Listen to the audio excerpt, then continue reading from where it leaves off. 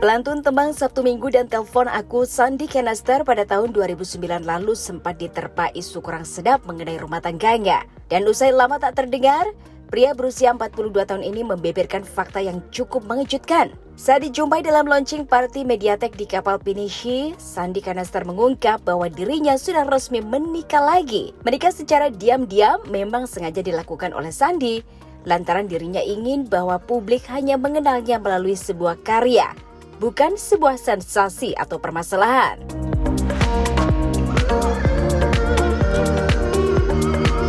Lagi di daerah Kuit, terus sekarang nih gue ada di Jakarta Pinisi. Ini yang kedua kali sini.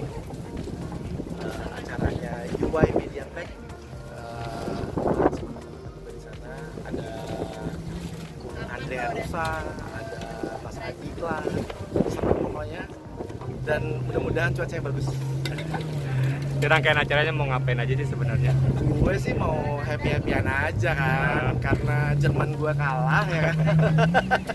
Mau seru-seruan di sini, terus tadi kayaknya ada apa? Potongan tumpeng nih. Ada launching apa sih hari ini? UI Mediatek.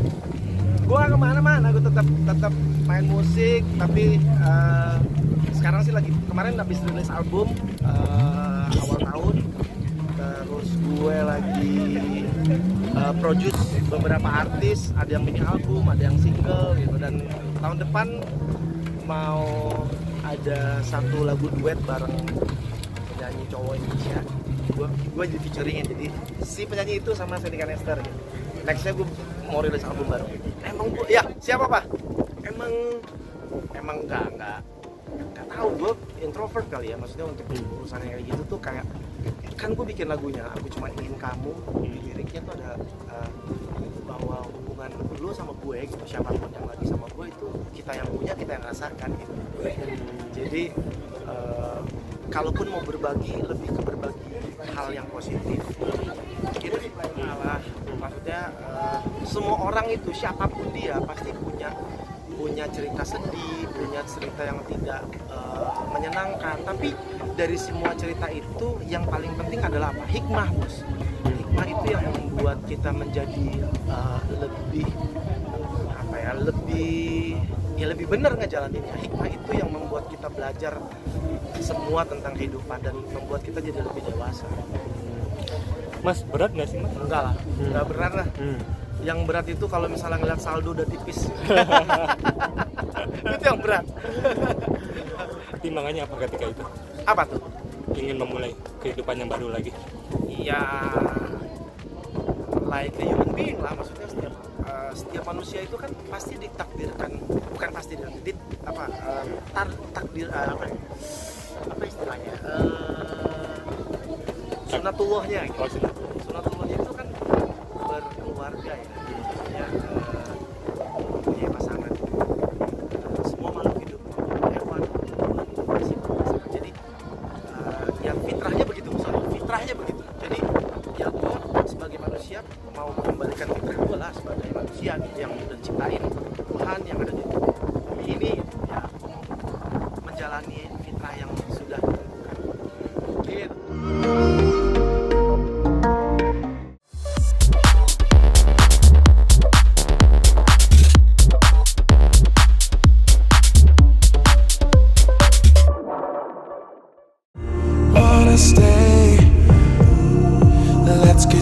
Menjalin pernikahan di tanggal 1 Desember 2018 lalu, kini komika Ge Pamungkas dan sang istri Anastasia Herzigova semakin harmonis dalam rumah tangganya. Memiliki rasa nyaman dan percaya terhadap sang istri, Ge Pamungkas rupanya mengalami perubahan dalam hidupnya. Memasuki 4 tahun usia pernikahannya, Ge Pamungkas dan istri tak menunda untuk memiliki momongan dan akan merencanakan untuk berbulan madu pada akhir tahun ini. Lantas seperti apakah Ge Pamungkas menceritakan rencana untuk kembali berbulan madu tahun ini? Ada rencana liburan karena selama ini gue belum bulan madu, sibuk kerja sama ada pandemi, jadi tahun depan ada liburan. Tapi kemananya nggak dikasih tahu dulu. Di Indonesia Belum kan? minta izin istri soalnya. Di Indonesia apa keluar negeri gitu? Keluar. Oh, luar negeri. Destinasi apa nih yang pengen lo samperin sih di Gua sama Kiko tuh suka sejarah soalnya. Jadi pasti yang bakal dikunjungi itu museum. Karena menurut gua percuma juga keluar negeri kalau ke pantai, soalnya ya Indonesia punya pantai yang bagus-bagus kan. Dan gua udah sering ke pantai juga sama Kiko, kayak Labuan Bajo salah satunya. Jadi kayak yang ngapain santai sih, mendingan keluar aja. Apakah ke Eropa nih kan mungkin Eropa kan banyak museum-museum. Eropa nanti lagi, tapi kayak di Asian 2 mingguan. Terus kalian program ngomongan juga ya kayak? Oh enggak program, tapi emang tahun depan semoga aja. Bang, mungkin ini kan bentar lagi 2023, resolusi 2023 menurut lo apa sih Bang? Oh boleh. Resolusi 2023 menurut lo apa sih Bang ke depannya? Ya hidup lebih baik aja sih. Apalagi terlepas dari KPR, apalagi. Film sih, film. Gue pengen film yang ada yang gue ingin aim, yang gue belum pernah kesampaian. Kayak pengen main film ini deh. Action sih, pengen banget. Okay. Soalnya action terakhir kali itu adalah Comic 8 kan. Jadi kayak udah lama banget, sekarang kebanyakan drama sama komedi. Lebih banyak drama. Jadi kayaknya nih udah kangen lagi sama action. Nah itu nggak tahu. Rencananya sih pengen kayak Deddy Corbuzier, tapi istri nggak boleh. Karena nggak ribet. Dan saya suka sekali botak. Tapi nggak boleh sama istri. Kenapa nih nggak ngizinin istri? Hah? Kenapa nggak ngizinin botak? Gak tahu, mungkin kalau misalkan gue bandel nggak bisa dijambak. Katanya apa ya? Kata kayak bapak-bapak pas botak. Kalau gue ya, kalau cara gue ya, ini cara gue ya. Bagi gue adalah racun buat laki-laki. Jadi laki-laki diciptakan itu laki-laki sebagai tulang belakang, sebagai pencari nafkah, tapi nyari doang. Nah, yang gue gunain adalah istri atau anak yang menggunakannya. Jadi sekarang kalau gue di ATM gue nggak ada duit sama sekali karena semua duit tuh ke istri. Soalnya gitu. Soalnya kalau misalkan gue tuh boros gue tuh adalah gue kalau punya duit, gue ngeliat game gue beli, ngeliat elektronik gue beli. Sedangkan kalau istri tuh kalau misalkan dia paling belanja baju. Nah sekali dia belanja baju, dia juga belanja buat suaminya. Jadi gitu sih. Itu yang benar-benar salah satu contoh kecil yang ini suami tuh ngalah tuh ya di sini. Lebih teratur ya Ge ya? Lebih teratur ya sekarang. Lebih teratur banget, iya. Jadi kalau misalkan mau beli game atau apa tuh harus minta izin gitu. Yang ada game nih baru nih apa nih gitu. Itu dibolehin? Dibolehin. Ada taktik-taktik tersendirinya gitu lah yang dibolehin. Kayak sok ngebacetin banget. Kalau game itu satu game 3 bulan katakanlah. 3 bulan sekali baru beli satu game. Kalau keperluan kayak apa ya, vape, gimana cara ngomongnya? Ya keperluan vape itu juga dulu kan gue sering belanja tuh, sekarang sebulan sekali gitu.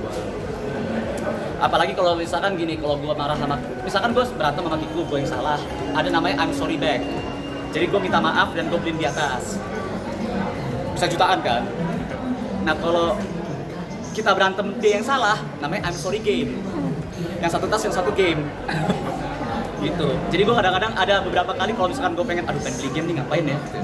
Diam lihat-lihat kayak, kok kamu begini sih? Wow, berantem. Tapi kamu tahu kan kamu salah. Beliin aku game gitu. Tapi game apa sih yang pernah lo beli itu paling mahal atau gimana? Cuman game PS doang. Tapi emang harganya 1, berapa juta, terus gitu kayak, buat apa kamu beli game 1,5 juta gini. Ya tapi kan ini kan gitu lah. Kalau gamer nggak bakal ngerti, kalau bukan gamer nggak bakal ngerti. Tapi memang di saat lo udah nikah lebih bisa berhemat lah ya, karena ada istri yang menjagain gitu. Oh iya. Benar-benar menteri keuangan lebih hemat, lebih teratur juga, nggak jajan juga. Gua awal nikah kan gemuk banget, naik 10 kilo, gara-gara Kiku, gua jadi turun 10 kilo juga, kayak gitu. Olahraga cuma kecil-kecilan sih, kayak push up, sit up. Biasanya tuh saya juga sholat, tadarus. Dietnya mungkin diet nggak sih Bang sampai turun 10 kilo? Apa? Diet nggak sih apa turun 10 kilo gitu? Iya. Diet juga, dibantu juga sama Kiku programnya. Terus dibantu makan gitu. Jadi menu diet gue adalah Kiku makan dulu, napas Kiku habis baru dikasih ke gue, biasanya dikasih ke lantai. Ntar gue makan di lantai. Ngejauhin nasi Menarik juga banget. ngejauhin nasi juga nggak sih mungkin dietnya? Enggak sih, nasi nggak dijauhin sih. Lebih tepatnya Kiku makan nasinya, nah yang ada batu-batunya dikasih ke gue. Tapi Iya, lo berdua ngasih. hobi makan gak sama istri sebenarnya? Banget. Kulineran Iya, gitu. iya. Awal-awalnya juga lebih rese sih. Pas gue pengen diet, yang aku diet nih. Kita makan jam 6, ayo pesen makan berdua. Aku belum lapar gitu awalnya. Terus ya udah deh, gue pesen makanan gue kan yang hambar-hambar gitu ya, yang nggak ada garam gitu. Gue makan. Nah pas gue kelar makan, Kiku baru pesen makan. Dateng sate, mie goreng, yang baunya kecium loh. Awalnya gitu-gitu, tapi abis itu dibantu sama Kiku kayak nggak boleh makan, nggak boleh nasi apa. Minuman harus air putih doang.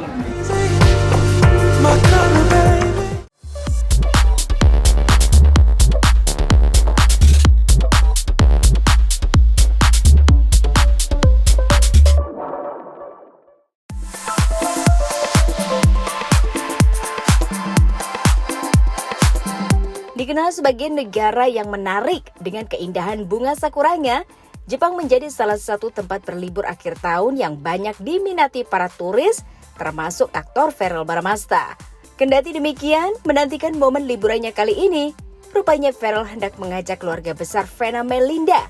Kendati demikian, karena adanya miskomunikasi antara dirinya dengan sang ibunda, Verrell memutuskan untuk pergi berlibur dengan ayahnya. Lantas apa alasan Vena Melinda menolak ajakan anak sulungnya tersebut? Dan apa pertimbangan Verrell memilih Jepang sebagai destinasinya untuk berlibur di akhir tahun?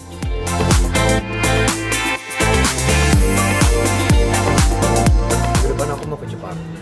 Kenapa pilihan negara Jepang? Jadi rencananya awal sama keluarga mama, cuman sepertinya ada terjadi miskomunikasi dan mama udah beli tiket ke Hong Kong dan aku udah beli tiket ke Jepang. Jadi aku udah jadi mama tuh awalnya kepingin ke Jepang. Akhirnya aku coba urusin ke Jepang gitu kan. Akhirnya begitu udah dapat tiket, udah dapat visa, dapat hotel segala macam, ternyata mama udah beli tiket ke Hong Kong duluan. Jadi double booking gitu. Ya udah akhirnya aku refund tiketnya, jadinya perginya sama papa. Destinasi yang dituju di Jepang apa aja nih? Nggak banyak sih karena cuma dapat libur 7 hari, jadi paling cuma ke Tokyo sama mau ski doang sih. Kepingin ski aja, kepingin ngerasain suasana winter gitu yang musim dingin, dan karena aku masih stripping, dapat izin liburnya itu nggak lama, cuma 7 hari gitu. Jadi yang paling memungkinkan kayaknya ke Jepang.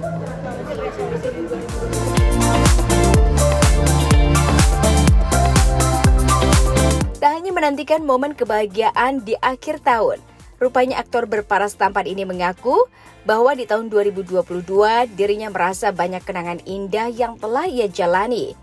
Meski pernah merasakan beberapa musibah yang menimpanya, seperti cedera pada bagian bahu, hal tersebut tentu menjadikan mantan pacar Natasha Wilona ini terus mengucapkan rasa syukurnya terhadap Sang Maha Kuasa.